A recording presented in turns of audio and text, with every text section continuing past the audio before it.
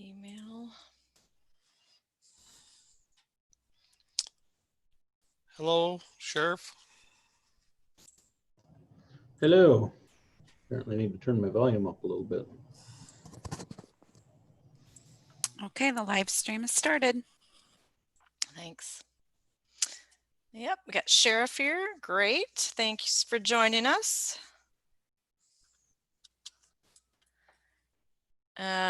Chris Corpola is on vacation, so I don't anticipate her joining, but we should have Judge Peterson join us here shortly. And Andrea Nodolf as well. So I'm thinking maybe court's still in session. Oh, there we go. Andrea indicated that Judge Smeltzer had some order or action that may make her unable. Although that may have been the 1:30 thing that's coming up now that I'm thinking about it. So. Okay. Anyway. All right.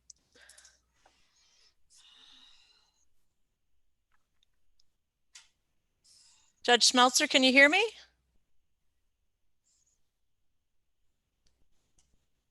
I don't see that he has video or audio hooked up right now.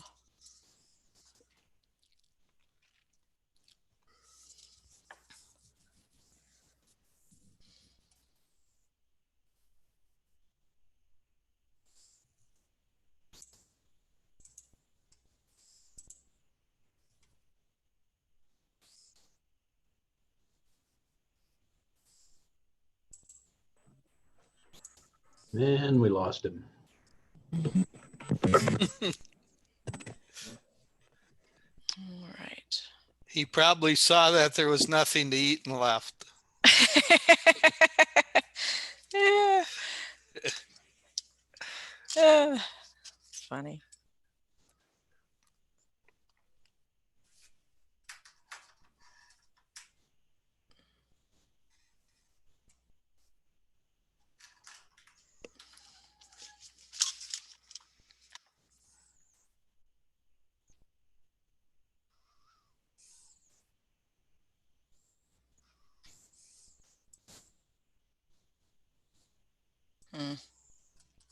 I'm not getting any updates from on email, so I anticipate they'll be joining.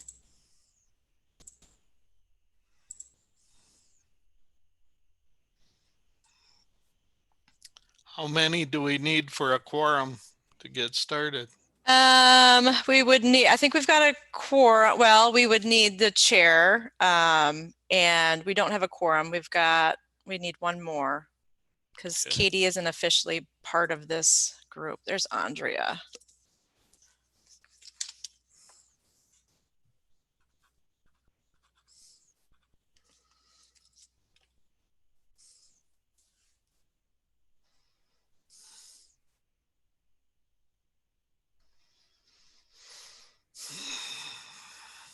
Thanks for joining, Andrea. Can you hear me? Yes, I can. I kind of need to multitask, look at jail lists. I'm going to ask for bonds during our meeting, but I will be here and listening. Okay, great. Just making sure you can hear. Judge Smeltzer, can you hear me?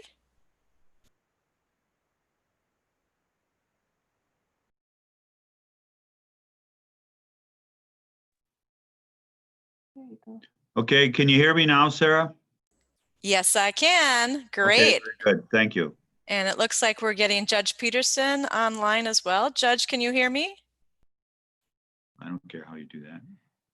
Look at those three dots. Look at those three dots. Okay. And then Start video. there you go. Yeah. There we go. Got it? Yeah, we're all good. Thank you. Okay. Have you started yet? Yes, we have, James. Holy Yeah. smoke. My head's still spinning I've been going since 7:30 here, so. All right. I'll finish this mouthful if you don't mind. Otherwise, talking with my mouth full. Yeah, this is, multitasking. I know it's lunchtime for folks, so I appreciate you willing to eat lunch with us on camera. We used to have lunch all the time, but we got together for lunch. Huh? Right. Yeah. Okay, so we'll call the July 29, 2020 CJCC Executive Committee meeting to order. And Cheryl, do you have the, or Sarah, do you have the roll? It looks like Yes, everybody. I do.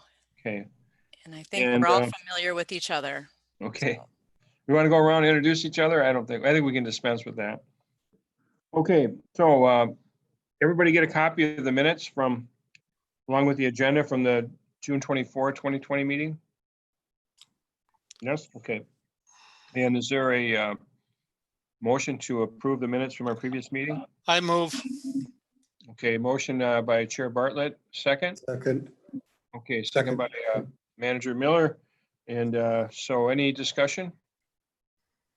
Okay, no discussion, then all in favor of approving the minutes signify by saying aye. Aye. I And then are we also, we're live? Okay, so we're public. Okay, good. All right. I guess then Sarah, staff report. I should have waited to the staff report to take the first bite of my sandwich, but go ahead. Mr. Chair, if I may recommend, could we adjust our agenda to take up the action items? We can get the report from Ms. Benedict on those two items, but then go ahead and take those action items first and conclude with the other informational portions of the meeting. Sure. Any objection? Okay, hearing none, then we'll do that. So, sir, if you want to just give us the staff background or report as it relates to, is that item number 8? Yes, so it also refers to item number 5 and item number 6 for discussion and then action. To address the CJCC work group expectations during COVID. So just to kind of recap, we were business as usual the beginning part of the year. We had articulated and voted on and approved work group goals and activities for the year. And then we had the pandemic strike and really just kind of really ceased a lot of the work group activities to give agencies and organizations a chance to stabilize under the precautions of COVID. Now we are in the reality and awareness that this is not going away, and we're going to continue to be under these precautions for some time. And there's a need to get back to business, get back to some normalcy, and moving ahead with some of our collective activities that we've got going on.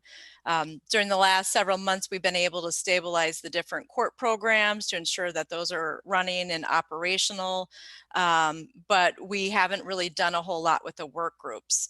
In the last several months, we have reconvened the data work group. They've got more specific projects they're working through on a monthly basis.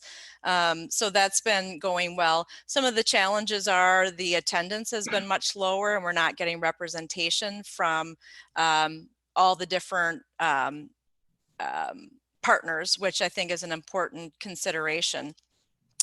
So I did send out the document with our CJCC goals and objectives, just kind of a point of reference when we're talking about the work group expectations. Initially, it was just we wanted, and this was kind of a recommendation from our chair and vice chair, to perhaps just kind of gain our bearings, not hold any work group meetings for a while, but now this is continuing to go on. So I think it really calls for a discussion from this group as far as the executive, as far as the expectations for work groups, if we would like to have that discussion. Okay. Anybody have any comments or suggestions? Well, there's two different things, Sarah. Sarah, you were talking specifically about the work groups as far as their activity. Is that true? Yeah, Yeah, well, the work groups are kind of on hold, and some of the chairs wanted to move forward with setting meetings. Other chairs, like our deck chair, communication chair, are really wanting to follow the recommendation from the executive committee here as far as getting together and moving forward with articulated goals. Well, the only comment that I would make and how this, of course, I think Sarah, you're correct when you said that CJCC has kind of been on a hold as far as its interaction in that, but certainly, and I can save this comments till later, but certainly the courts are trying to move where we're open some, and it's been a hybrid. We're learning from where we've been and going forward, even family treatment court, you're kind of have been managing, but how we go forward probably remains to be seen. But we certainly are evolving where we're getting the court itself open a little bit. I just had an extensive hearing a short time ago with people present in the courtroom. But we've been applying those requirements to make it safe, like the masks and all that. I'd like a little bit more at the door when people come in, that we could set up and manage that to make sure we're safe. But I think we'll probably be taking up some of those issues and hopefully talk to partners to see if we can pull some of that off, because I think we may have to do some of that in order to stay open. Otherwise, if we don't take those precautions, then we end up back at square one, which we're hoping that we can work smart and not backpedal, but be able to keep moving forward. Learning how to live with it, I guess. Mr. Chair, if I may. Yes, go ahead, Mr. Miller. Is the only issue, Sarah, about being able to meet remotely, or is there some need for meeting in person? Nope. We have the technology established. I've got a Zoom license, so I can operate and run those meetings. We have, like I said, with our data work group that Katie Shalley leads up, have been meeting. The work group attendance have been really small. So I think part of the conversation here is that if we want to have these virtual work group meetings, then we need to have an expectation that if we can't attend, that we delegate that to another staff to attend. Because if we're having work group meetings that there's only a few people, they're not really as robust and meaningful and collaborative as we need. So I think that's part of it. And then I guess I would also recommend that each chair, I would be under the recommendation that we do move forward with the work groups to get them back virtual meetings and really leave it to the chairs to look at those goals that we approved at the beginning of the year. And with those work groups, identify what maybe they're not able to accomplish that this year. And in particular, I'm thinking of like our DEC work group, where we wanted to go out and do presentations to the other 2 schools in the districts that we haven't done, or in the county. And we wanted to do some in-person training with medical facilities. So I think those things are going to be much more challenging this year to accomplish. Our communications work group, that's another one where we really had specific goals about having some town hall forums. Those could possibly still occur. They would just be more of that virtual platform to deliver those meetings. So I guess I'm under the, it would be my recommendation that we move forward, but it would just be for the members to really encourage participation. If they're not able to attend, to try to find another staff member that could attend the meetings, so we can really carry on the business of the CJCC. Sarah, So- just one point. I think the family treatment court work group that has been meeting, or at least the advisory group has been meeting. No, we haven't had an advisory group meeting since COVID struck. We're having team meetings with the program, but not the advisory meeting where we're bringing in outside partners. We do have one scheduled for September and plan on moving forward with that. Okay. So would it be appropriate at this time for me to make a motion to the effect that the executive committee of the CJCC endorses the work groups to begin a regular schedule of meetings again, virtual meetings, unless some agenda item compels in-person meetings, encouraging the members of those work groups to attend those meetings, and if they're unable to do so, to delegate to an appropriate staff member. And finally, that first order of business should be a revisiting of the goals and objectives for the remainder of the year in the light of the changes wrought by COVID-19. Okay. Anybody want to second that motion?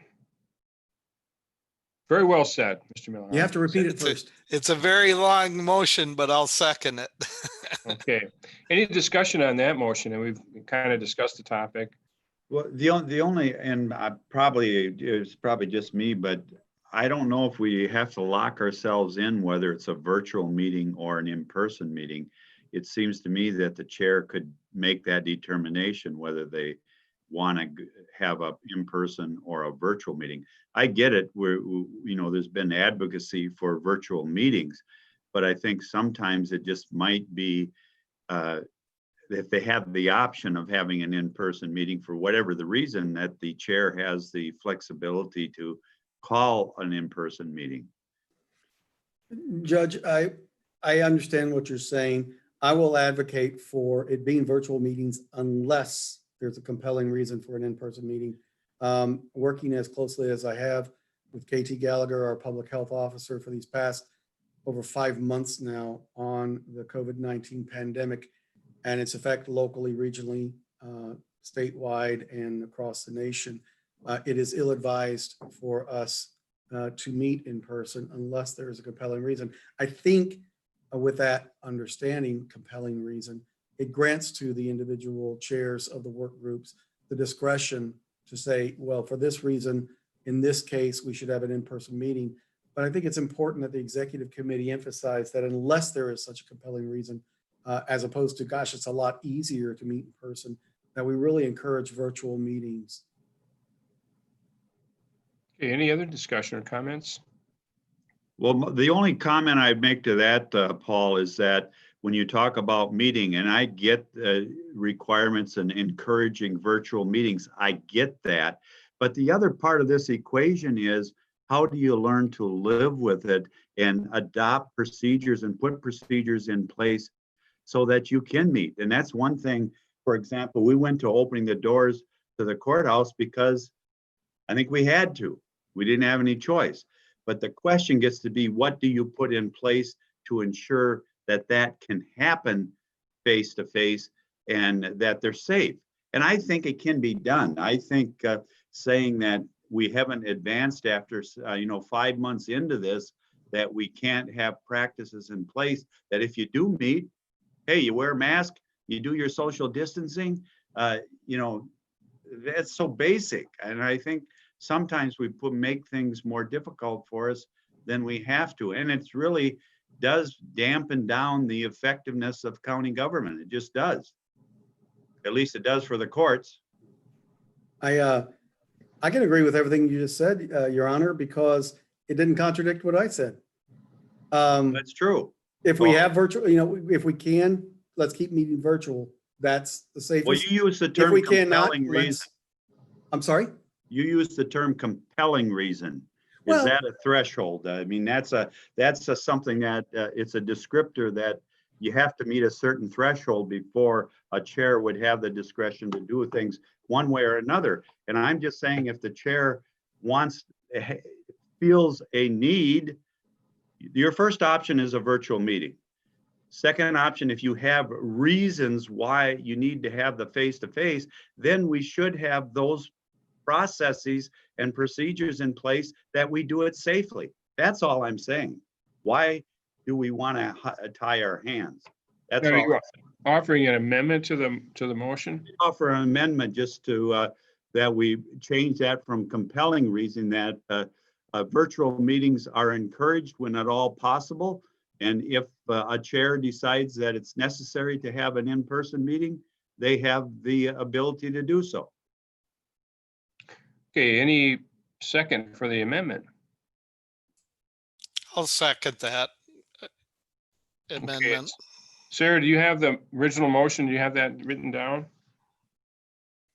I do, in chicken scratches. Do you want me to, repeat Well, it? if you, I mean, it's getting to be it's kind of a, you know, it was a longer phrase, and then with that amendment, I suppose it's just really substituting the language of compelling reason for if the chair believes it's necessary to hold a meeting in person. Any further discussion on the amendment? For the ease of the Robert's Rules of Order, as the original motion maker, I'll concede to the amendment and allow us to do a single motion on the motion as amended.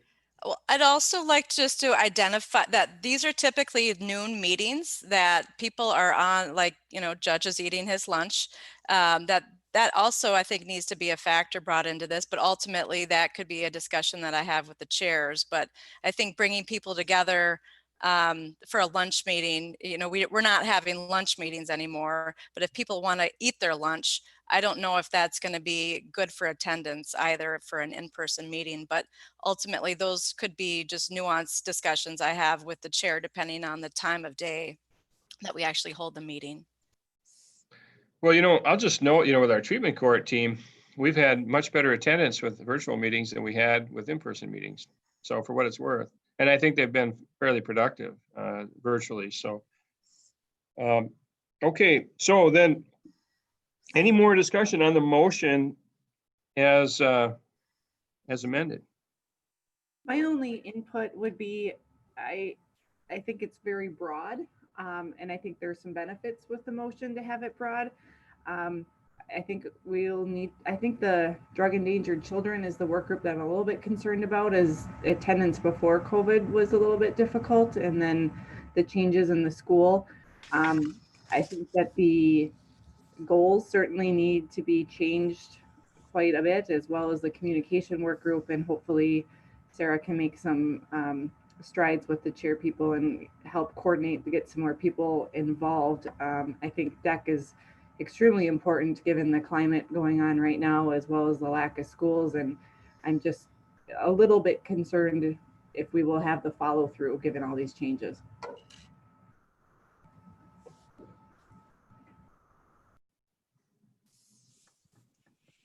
Okay. Any more discussion? Then are we ready for a vote? Okay, all those in favor of the motion as amended, please signify by saying aye. Aye. Okay, any opposed, same sign? Okay, so the motion carries. Okay. And then Sarah, do you think you have the gist of it?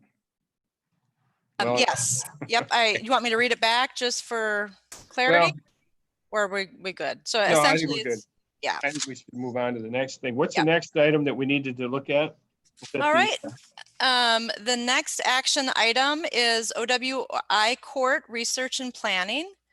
And I can give a background on that if you'd like. Yes, go ahead, please. Okay, from previous discussions, we have, through years of work, actually identified OWIs to be a major driver of criminal activity in our community, a driver of our resources and efforts. That was one of the major reasons that we identified that alcohol initiative. Earlier this year, as we were talking about planning for a third branch, it was discussed there was interest in an OWI court possibly. And then we have had Katie Shalley with the executive or the data work group really start to look into our data. So just a brief, we're still in the midst of looking at the data to release it. But just to give you a highlight, we're looking at all of 2019 OWIs. We had 318 OWIs last year. 114 of those were OWI second or higher. The average age was 21 to 29 for an offense. The most common age was 23. 28% of those individuals had subsequent OA operating after revocation or operating after suspension charges. Just kind of showing that these folks are continuing to drive. We also had, we're going to do some more double checking on this, but the first kind of crunch looked like there was about 38 people that contributed to 87 OWIs last year. So there, as we are digging into the data over the years, alcohol continues to be a major driver. And as we're kind of just exploring the idea, the need for OWI court, really wanted to get executives, you know, buy-in and support for this for a priority at this point in time, or not. So that's part of the kind of discussion that we're looking at having in the action. And are we talking about starting a work group to look into that and discuss it and research it? Nope, that hasn't been identified right now. We're just really kind of starting with the data, looking at the data to see the need. But I think, you know, if that's something we need to gather more information about to see if there's enough, you know, people and need for a OWI court. And if we want to be spending energy towards researching that model, looking for funding for that model, I guess that's what I'm looking for. Is this a priority of our group, or is it something that we're just wanting to know if there's, you know, a need for it and what the data is? Okay, any discussion? Can I ask a question about it? Yeah. What are other counties doing for OWI courts? Like, what is their purpose and what's, like, who are they, what's their target audience? Are we talking about not having somebody enter prison, or are we trying to catch like second and third offenses so there's no fourth, fifth, and sixth? Or I guess maybe what would be the goal for it and how would it benefit us? Well, as I understand it, previously, you know, when we were thinking, you know, third, fourth, fifth, fourth and fifth. But now we're sixth, you know, where sometimes people often we're on probation for sixth with a year in jail or so, is a treatment court similar to our treatment court, where, you know, you're having people coming in periodically and, you know, a team trying to make sure that, you know, people are maintaining their sobriety for a period of time, you know, according to the evidence-based practices for OWI courts, very much like a drug court, but only OWI folks involved in it, you know, testing and accountability but now fifth and sixth are going to be mandatory minimum 18 months in prison. So, you know, we won't really have the fifth and sixth. I don't think a OWI court would be an alternative to a prison sentence. A court, if it is not going to do a prison sentence, mandatory minimum, it has to make a finding that the person wouldn't be a danger to the public. Now, I think that's going to be pretty hard for a court to do. There may be some very unusual circumstances, but for the most part, I think you're going to see those mandatory minimums apply in fifth and sixth. But fourth is a lifetime revocation. It's also a felony. You know, so I'm thinking if we were dealing with people with a second offense, I don't know if we go with second offense, but the whole idea is to try to work with people that have had criminal OWIs, repeat OWIs, to reduce the likelihood they'll get another OWI or drive under the influence. So. And Sarah, just a kind of a different perspective on it right now going forward. I think having the statistics and continue to glean the statistics that Katie's coming up with can be helpful as far as trying to target what a potential OWI population that we could end up coming up with a tool, i.e. an OWI court that might meet some of those needs.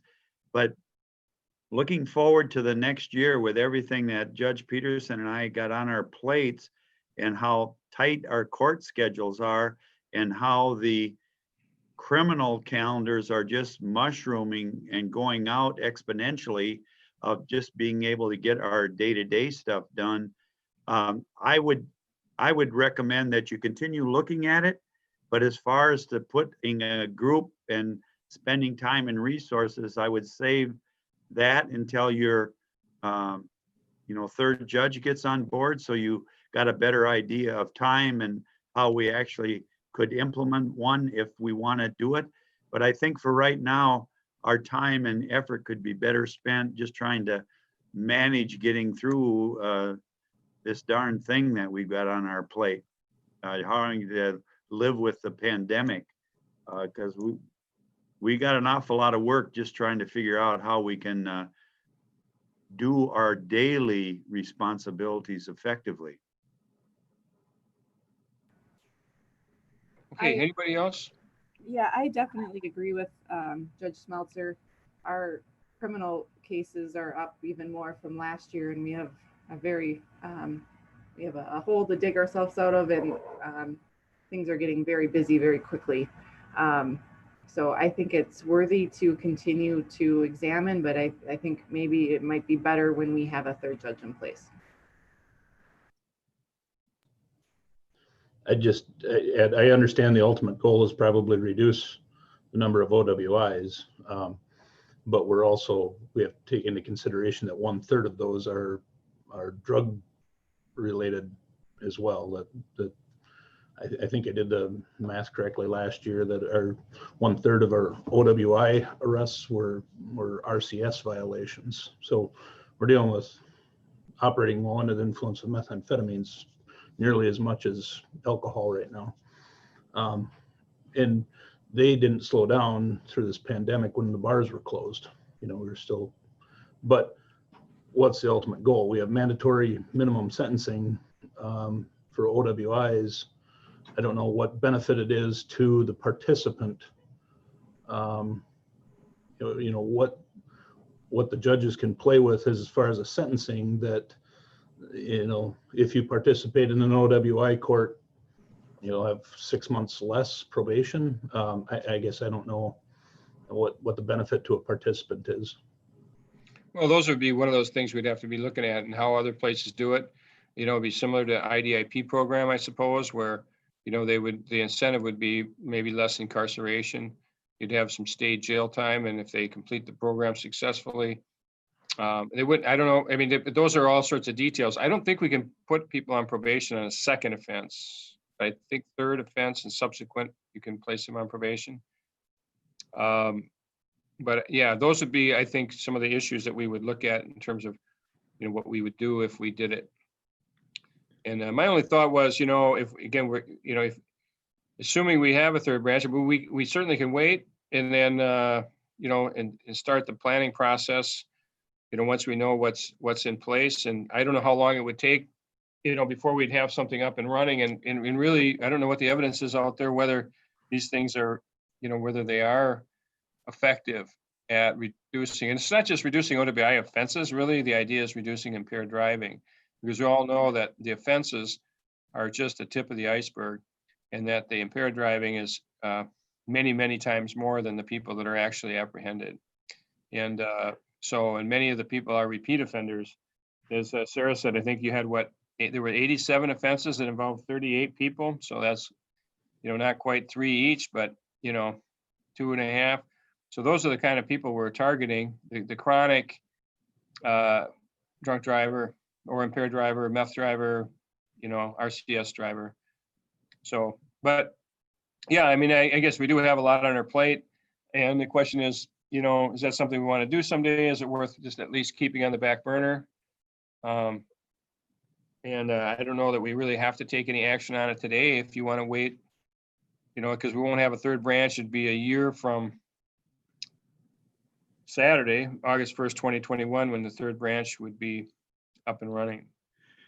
Well, here's what I would recommend, Judge, on that one, is that Sarah have the data work group, and yourself kind of look at that data and glean it, and kind of be able to define it so we know whether we've got a population there that could be served. And if it's a population that's high enough that warrants that type of energy, because this is high energy stuff, high resource stuff when we try to do these treatment courts.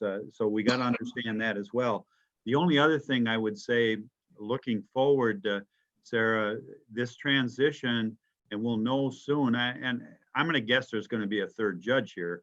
It's on the docket. Nobody's removed it. So we got a lot of work to do. Katie and Andrea and everybody, you know, in the criminal justice program is going to be affected like that. And we're going to have to spend quite a bit of time laying out and rolling out how we're going to design that.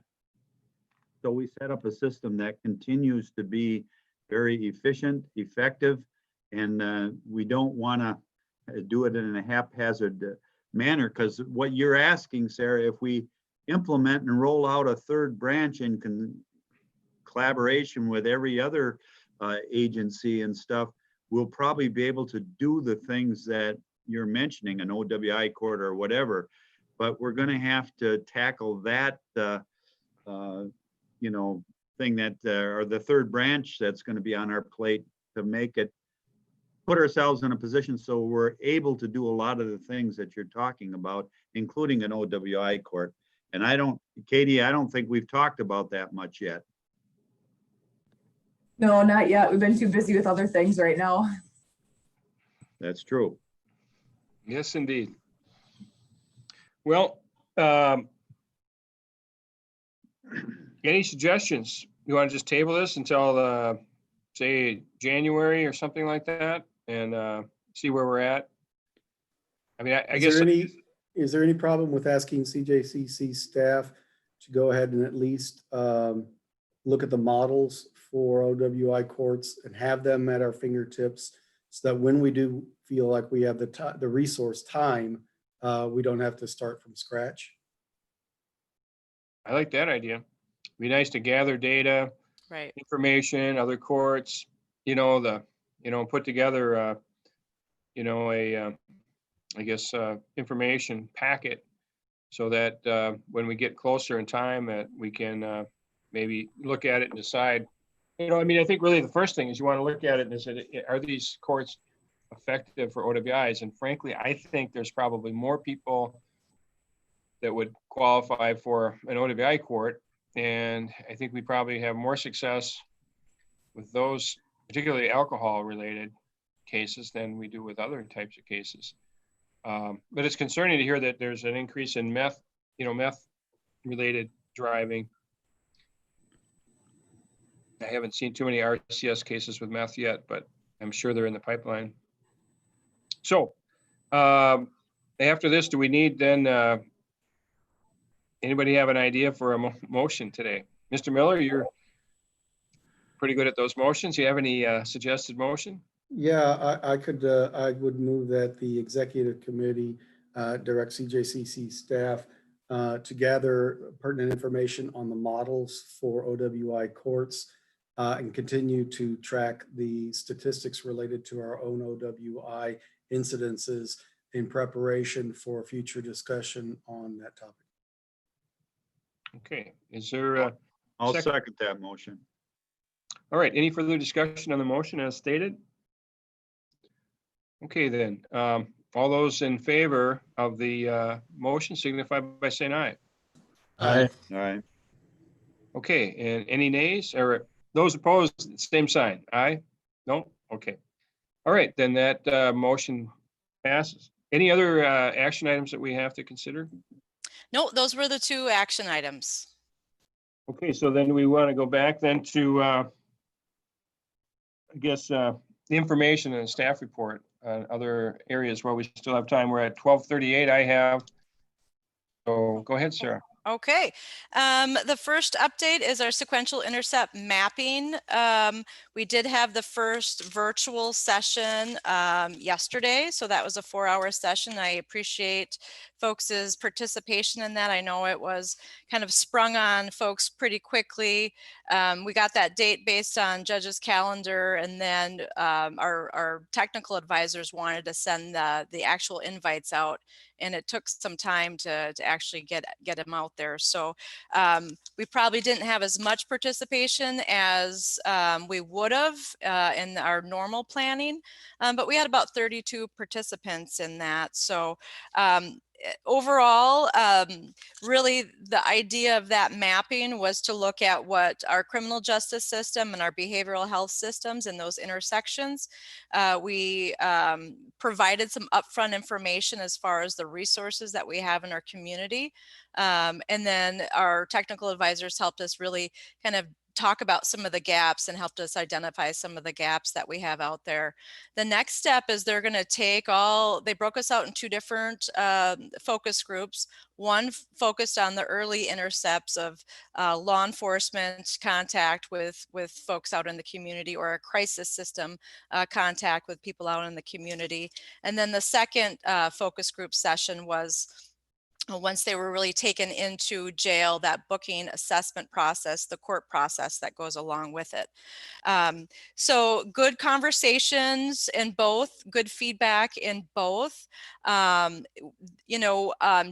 I would say that our technical advisors were impressed by all the different things that we have going on here.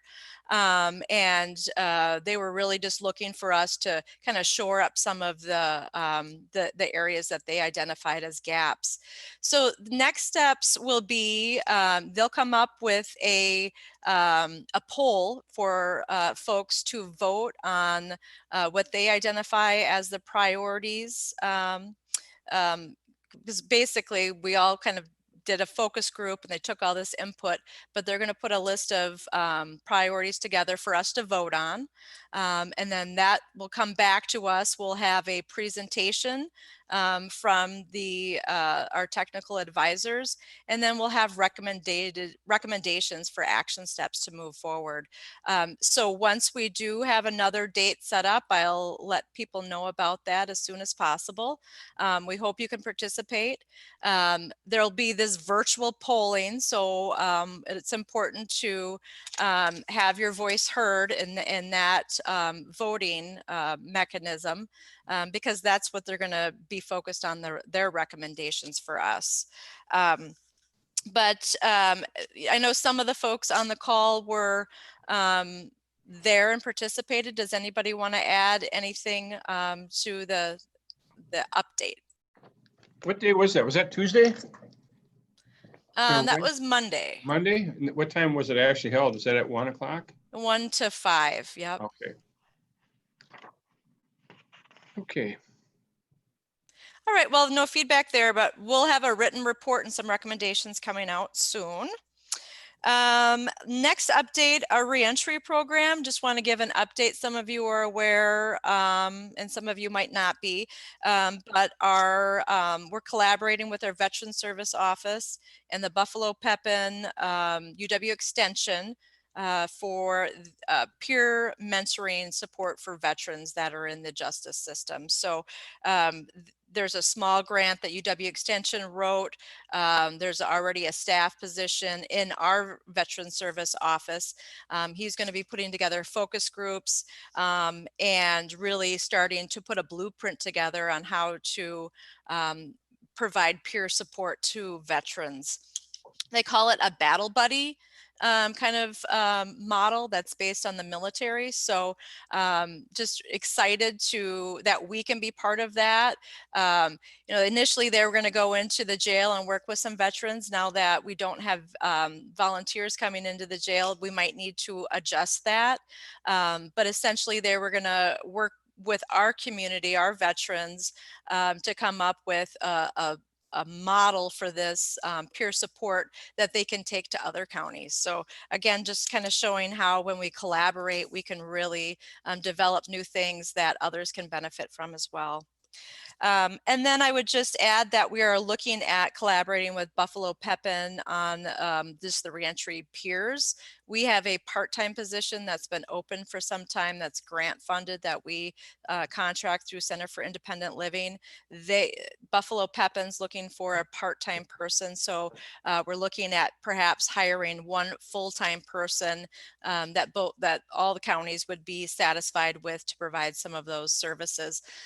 With jail kind of being closed off for those in-person opportunities, a lot of it's going to be virtual support that they can provide to participants of the reentry program. So whether they're here or in other places. And then the last update, just want to update on our grants for reentry and our TAD grant, those state grants. We did submit the second quarter reports and for reimbursement for those programs. We're already halfway through the year. So the TAD grant is right on target. We're right at that, the half point for the budget. The reentry program is under expended because we've had that half-time position not filled. So we are just looking at ways to fully expend those funds. I know, for example, Sergeant Ormson in the jail couldn't participate in a data work group because he didn't have a camera. That's something that the reentry program can perhaps pick up the expense for. So I just want folks to keep that in mind. If we have expenses that are related to reentry, that we can look at working that into the grant. Just because of, we're not having the travel time, we're not having some of the expenses that we expected with reentry. But overall, that program continues to move ahead. It has been kind of on hold with no new participants joining in the jail because of the classes were slowed down.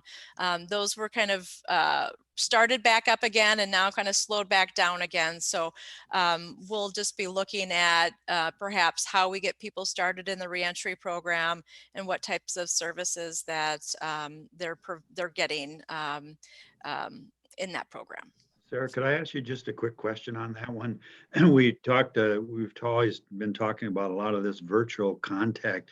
Is there anything where some of the contacts within the jail, like working with Kevin, Sheriff Big and stuff, is saying, hey, we can't do it in person, just like we don't do a lot of our stuff in person, but can we move to having the inmate working with the jail staff to have that contact outside to be able to carry out the same mission?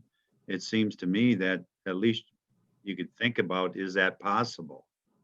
Right. Yep. We have discussed about the virtual visitation system that's already in place and some opportunities there. We do have a meeting set up with the jail administrator to talk about the reentry program and our assessment protocol as well, where we had folks going into the jail and providing those services. So right, we're having to kind of regroup on how we're able to provide those services in a virtual way that's sustainable for the jail. And we did initially, but that became cumbersome for the jail. So it's really, how can we kind of do that in a more structured, streamlined way that doesn't overburden staff, but we're still able to get those services in place for participants. All right, any comments or questions? Does that complete that section? That completes my staff report, unless there's other questions about what I did covered or did not cover. Okay, and any questions? Okay, running at about 12 minutes to go. So number 5, did we discuss that when we were talking about the first resolution? Yes. Okay, so we crossed that off, as well as number 6. Correct. So then what about number 7, consideration of work group reports? Is there anything there that you can update us on? Sure. I provided a written update on the work group activities since our last meeting. This just a good way to get that information out, make sure people are aware of the activities of the different work groups. Then it doesn't take up so much of our discussion time as well. So if there's any questions about work group activities or the report. Any questions? Have any work groups been meeting at all? Yes, Data Work Group has been meeting for the last several months. We do have an EBDM meeting set up next week. And then some of the other chairs are looking at reconvening following the recommendations from this group. So yeah, we'll be having probably a full docket here in August of meetings. Okay, so we'll get more of an update on that then on our August CJCC meeting. Yes, yep. Okay, anything significant coming out of the data work group at this point? Or is just continuing to, collect and analyze? And I did attach all of the dashboards for this year. This year is such an anomaly with COVID. It's hard to really glean any kind of trends right now. But I think what is encouraging is some of these modifications that we're doing perhaps can be sustained moving forward. We're all kind of having to adjust what we're doing with COVID. And we're not seeing the kind of spike in crime necessarily in other parts of the country following some of these kind of mass releases and things. So I think there's just a lot of lessons for us to learn. We're in the midst of it, so we don't all, always see everything that's there. Time will tell, but I think it's something that we're continuing to report the data. It's just hard to glean any concrete trends from it, other than we've got less people going into jail, less people getting custodial arrests, but we still see alcohol and drugs, disorderly conduct to be the drivers. Okay, any questions for Sarah? Any other questions, I should say? Okay, no questions. And we've covered number 8, so I think we're really down to the next meeting. We have set for August 13th on Thursday for the CJCC meeting. And next executive committee meeting, September 30th at noon by Zoom. So I would just add that that's Judge Peterson, you must be muted. Oh, no, maybe I am. I can Couldn't hear it. Yeah, Can you hear me now? Maybe it's me. So our next executive meeting is set for September. That was kind of a pre-COVID arranged schedule. Does that satisfy folks, or do we want to meet at the end of August? Typically, we meet in the last week of the month when we do meet. Any input? I'm good with September 30th. I think if we have the August meeting, and we should be all right. Gives us a chance to get things rolling. Okay, me too. Okay then. Anybody else have anything else they'd like to bring up or have on the next agenda? Well, one thing, Judge, maybe we could, I don't know what you think, for the executive, maybe it warrants putting together the rollout of that third judge, whether we want a work group with Katie and you and I and Andrea and whoever else is necessary to probably at least be focused on, getting that rolled out and having a plan to do so. It might be something to think about. Well, why don't we plan on putting that on the agenda for that meeting to, discuss where things are at with that plan. And then maybe we'll have a proposal for, for a group to, talk and, get input from. Because there is a lot of times we need input, obviously, from, public defenders, defense bar, or whatever that might be, especially when you go to scheduling. And I know that's important for the DA as well. What we don't want to go to is where you get 3 courts, now they're scheduling willy-nilly. So we actually don't make good, effective use of having that third judge. But anyway, that's my 2 cents. All right. All right. Well, thank you then. Anybody else?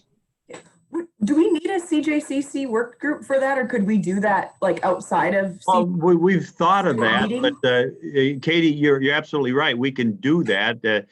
Like yourself, the judges, Andrea, we can get together and work on it. It's just a matter of how does that affect some of our other agencies, and maybe it doesn't. I don't disagree with you, but I just was thinking that Sarah might want some additional work to do. I don't know.